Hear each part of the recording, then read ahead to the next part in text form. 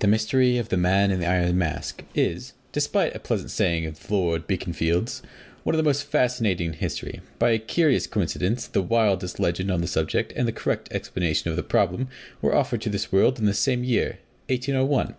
According to this form of legend, the man in the iron mask was the genuine Louis XVI.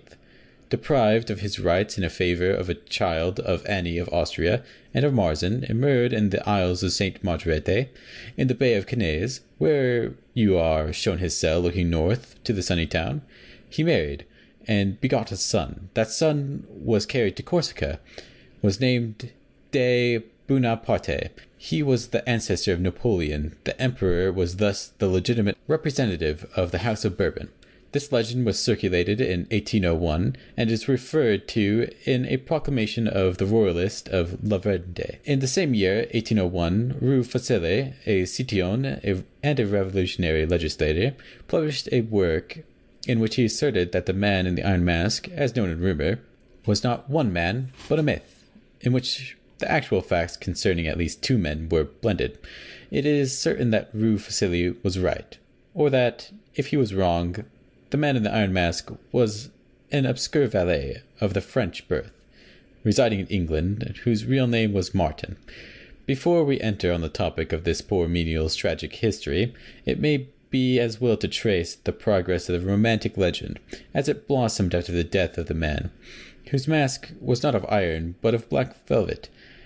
Later we shall show you how the legend struck root and flowered, from the moment when the poor valet Martin, by his prison pseudonym Eustache Dauger, was immured in the French fortress of Pignerol in Piedmont, August 1669.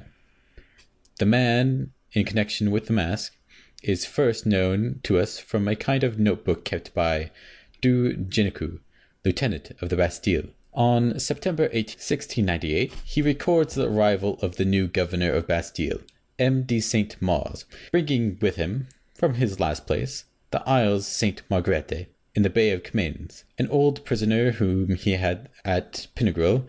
He keeps his prisoner always masked, his name is not spoken, and I have put him alone in the third chamber of Bastille Tower, having furnished it some days before with everything by order of M. de Saint-Mars.